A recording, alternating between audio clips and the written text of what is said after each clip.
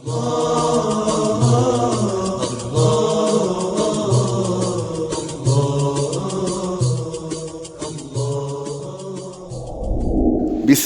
Rahmanir Rahim. Alhamdulillahi Rabbil Alameen. Wassalatu wassalamu ala Rasulillah. So what we're talking about is that did the other books come down all at once? Like, not like the Qur'an? Did the Qur'an come down in pieces and the other books came down all at once? Or the other books came down in pieces too? So now we just read a bunch of what proves that all of those books came down at once and that the Qur'an is the one that came down in pieces. وأخرج ابن أبي حاتم من طريق سعيد بن جبير عن ابن عباس أنه قال, and Ibn Abi Hatim, he reported from the route of Ibn Abbas that he said, that Ibn Abbas said, أعطي موسى التوراة في 7 ألواح من زبرجد. Moses was given the Torah upon 7 tablets of emerald. I think it's emerald. زبرجد. فيها تبيان لكل شيء وموعظة. In those tablets was clarification of everything and preaching. فلما جاء بها فرأى بني إسرائيل عكوفا على عبادة العجل. So then when he came with them and he found the children of Israel worshiping the calf, رمى بالتوراة من يده فتحطمت. Then he tossed the Torah from his hands and it broke. So what was mentioned in the story is that the children of Israel, Musa left them behind. This is after they went to the promised land and refused to fight. So Musa alayhi salatu wasalam, he brought them out of Egypt. Then they passed by some people who were idol worshippers, and their idols were shaped like cows. Some of them said, Musa, make a god for us like they have gods.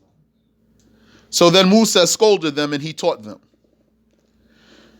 And then they came to the promised land, which is, because where are they going to go? There's like 1 million of them. They left Egypt for 1 million people. So, including the children. So they came to Palestine, and Musa alayhi salatu wasalam, he told them that Allah has named this land for you. But you have to go in there and fight those people. So Musa alayhi salatu wasalam, he dispatched 12 scouts. And he commanded them not to tell anyone what they saw. So those scouts went into the land, and then they found that the land is occupied by giants. So they were very, very, very, very afraid. And it was reported that one of them was captured. And that the giant man took him, and he took him home, and he said to his wife, what should we do with him? Should we eat him? So she said, no, let him go so he can go back and tell his people what he saw. So they let him go. And he went back, and they all told everybody what they saw, except for 2 men. Yusha, the one who became a prophet later, Prophet Yusha, he didn't say anything. And one whose name is Caleb ibn Yuqina. Caleb ibn Yuqina. Jephunneh. Caleb, son of Jephunneh. They didn't say anything. They kept their promises to Musa alayhi salatu wasalam. So the people came, the scouts came back. They told everybody what happened, so everybody was afraid. So they said, Musa, we will never go in there and fight. You and your Lord go fight. We'll be sitting right here. So they refused to fight with Musa alayhi salatu wasalam. So they got lost for 40 years. So they didn't have a place to settle. They wandered. And every night or every day they found themselves back. They wound up wherever, like when they left, they find themselves back where they started at, no matter which way they go. So while they were like that, Allah Ta'ala gave Prophet Musa a revelation to get the Torah. So he went ahead of them.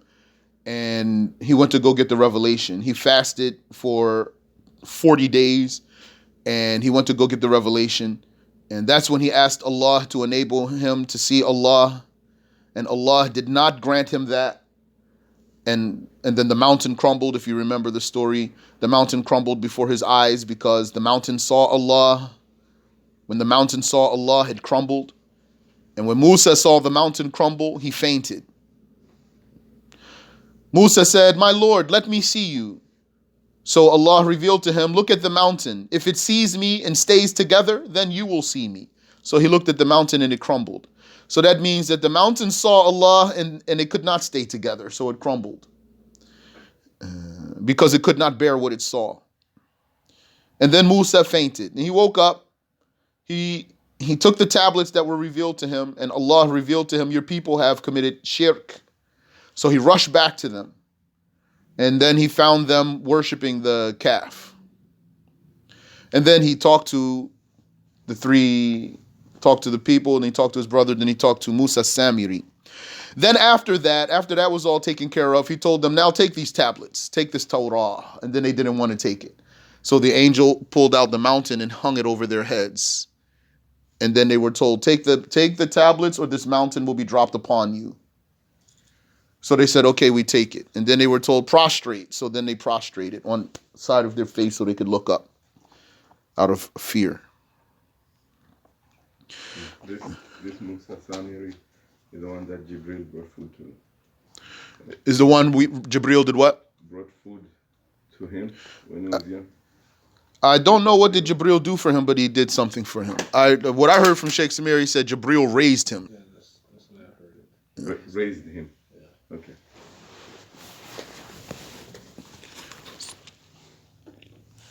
So did that have any connection with when you were telling the story? You were saying when Moses split the sea, and Jibril was riding the horse, and he dug. Did that have any connection? Yes, yes.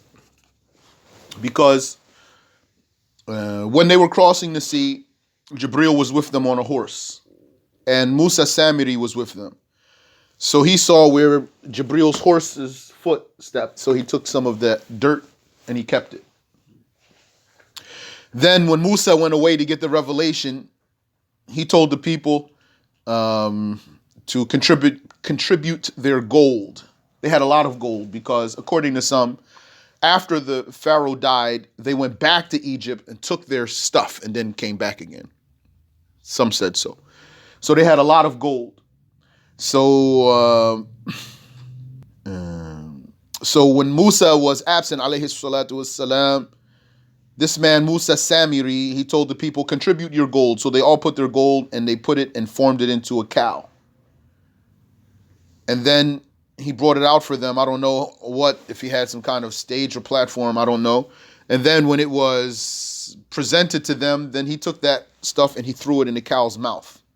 When he threw it in the cow's mouth, he was a sorcerer. Then the cow started mooing.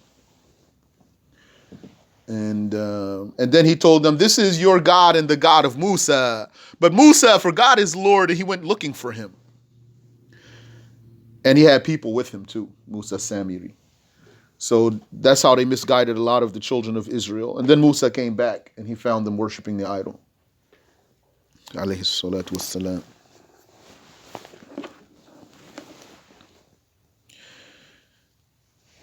And he was so angry about this blasphemy that happened that he tossed the Torah. That was one thing he did. And he talked to the people and he scolded them. And then he went to his brother. He was so angry, he took his brother by the beard and the head and he pulled him and he told him, what happened? Did you disobey me? And then his brother told him, "Don't do me like that so that they don't get the wrong impression." And then he told them, I tried to stop them, but they almost killed me. They wouldn't listen to me. And Musa told him, "Why didn't you come and get me?" He said, I was afraid if I came to get you, you would say, "Why did you leave them?" So I stayed. MashaAllah. Okay, so, here it is. Ibn Abi Hatim, he narrates from the route of Ibn Abbas that he said that Musa was given the Torah upon 7 tablets of emerald. I think it's emerald. It had in it clarification of everything and preaching. So then when he came with it, and he found the children of Israel worshiping the calf, he tossed the Torah from his hand and it broke. Qala Sheikh Abdullah says about that, Bila irada, he did so without a will. Means like it was like natural response for him to do that. Nasiya annahu yahmilu alwah at-Torah. He forgot that he was carrying the tablets of the Torah. من شدة الغضب على قومه الذين عبدوا العجل. He did that from the intensity of his anger at his people who were worshiping the calf. لكن ما رماها في محل مستقذر. However, he did not throw them in a dirty place. وقعت في محل نظيف. They fell in a clean place. بعدما أنقذهم من فرعون وفلق لهم البحر ثم تركهم في مكان. Okay, then the Sheikh goes telling the story there. It's fine. He wants to tell the story that I just told you. فرفع الله منها ستة أسباع وأبقى منها سبع. That's what I was talking about. So Allah raised 6 of the 7 tablets and left a 7th. وأخرج من طريق جعفر بن محمد عن أبيه عن جده رفعه قال الألواح التي أنزلت على موسى كانت من سدر الجنة كان طول اللوح 12 ذراعا.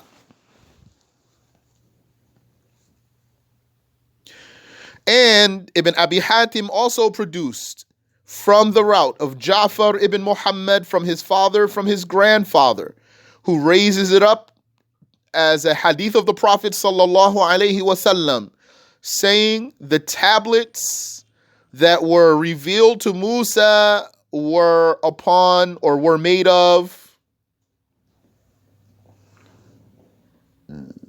what's sidr?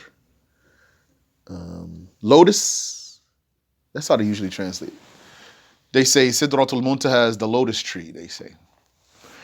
The wood of Sidr, the Sidr of paradise. Sidr is a tree. So another narration says that the tablets of Musa were made from Sidr, from the Sidr of paradise. And the length of the tablet, of one tablet, was 12 cubits. That's very big. 12 cubits. Is something like that.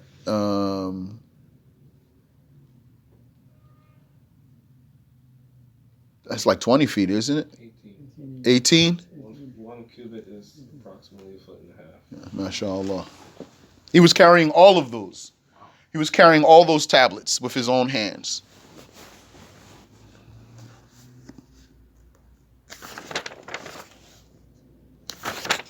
عليه الصلاة والسلام. وأخرج النسائي وغيره عن ابن عباس في حديث الفتون قال أخذ موسى الألواح بعدما سكت عنه الغضب. And Nasa'i and others report from Ibn Abbas in the hadith about the fitnas. The fitnas means like the wars and the signs of Judgment Day and things like that. That he said, أخذ موسى الألواح بعدما سكت عنه الغضب. Musa took up the tablets after the anger calmed down from him. فأمرهم بالذي أمر الله أن يبلغهم من الوظائف. And so he commanded them with that which Allah commanded him to convey to them of duties. فَثَقُلَتْ عَلَيْهِمْ. So that was heavy on them. وَأَبَوْا أَنْ يُقِرُّوا بِهَا حَتَّى نَتَقَ اللَّهُ عَلَيْهِمُ الْجَبَلَ كَأَنَّهُ ظُلَّةٌ.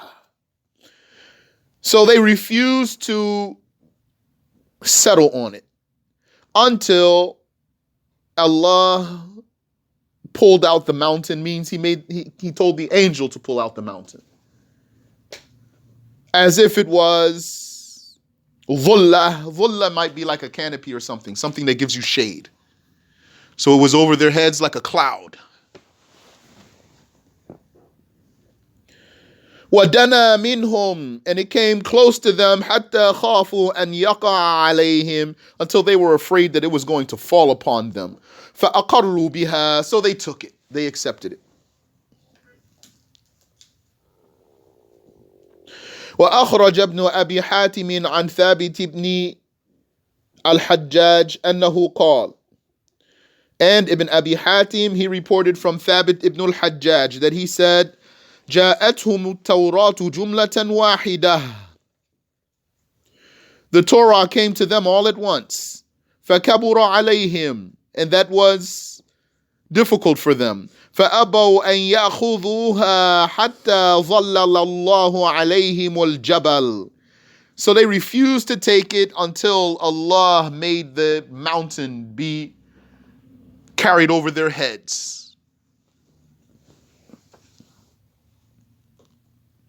فأخذوها عند ذلك, and then they took it.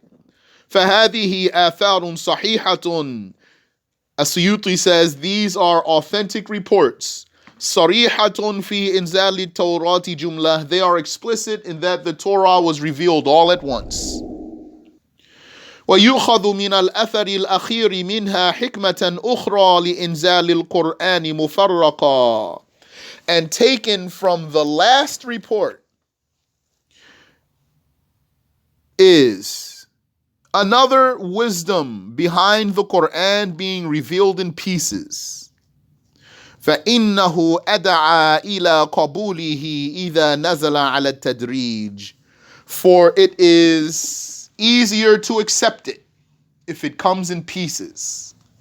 بِخِلَافِ مَا لَوْ نَزَلَ جُمْلَةً وَاحِدَةً, which is different from it being revealed all at once. فَإِنَّهُ كَانَ يَنْفُرُ مِنْ قَبُولِهِ كَثِيرٌ مِنَ النَّاسِ. For indeed, had it been all revealed at once, many of the people would have been repelled from it.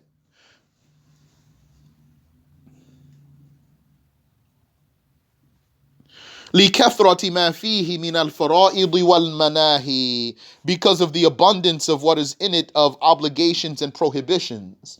Isn't that what someone says when you tell them become a Muslim? I don't know, I can't do it, etc., etc. That's why if you have a new Muslim, don't rush to tell him all the stuff he can't do, and don't rush to tell him all the stuff he has to do. Teach him the belief.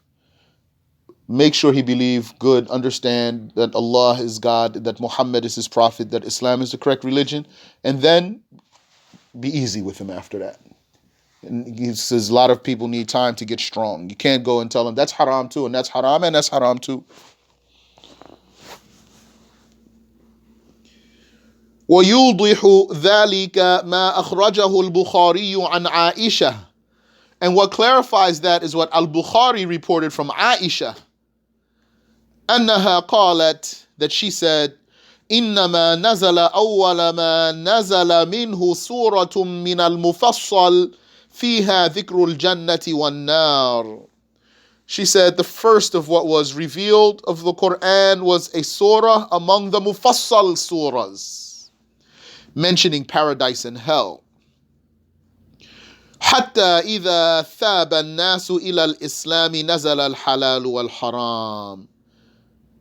Until when the people got on Islam firm, then the halal and the haram was revealed.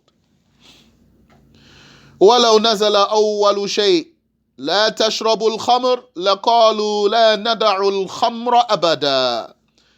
And had it been revealed from the beginning, do not drink wine, they would have said, we will never leave out wine. وَلَوْ نَزَلَ لَا تَزْنُوا لَقَالُوا لَا نَدَعُ الزِّنَا أَبَدًا. And had it been said, do not fornicate, they would have said, we will never leave out fornication. ثُمَّ رَأَيْتُ هَذِهِ الْحِكْمَةَ مُصَرَّحًا بِهَا فِي النَّاسِخِ وَالْمَنْسُوخِ لِمَكِّي. As-Siyuti says, then I saw this wisdom explicitly mentioned in the book called An-Nasikh wal-Mansukh by Makki. It's like As-Siyuti saying, I figured it out on my own and then I found it in a book. Another scholar said it too. Any question? When you talk about the mountain, can you explain that again?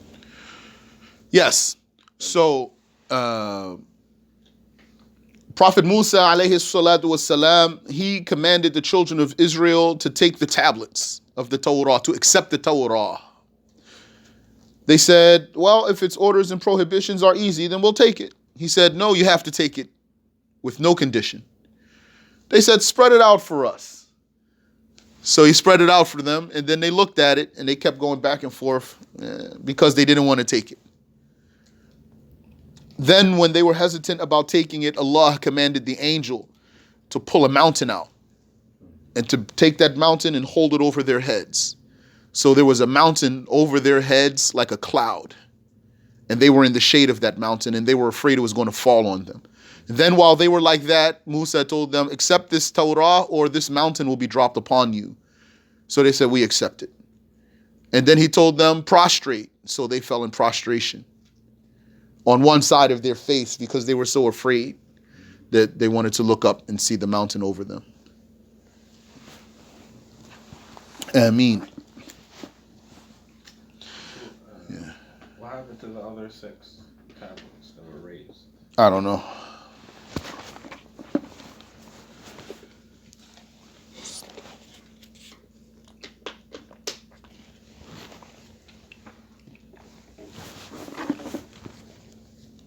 And when he said that Aisha said, the first of what was revealed was a surah from the Mufassal.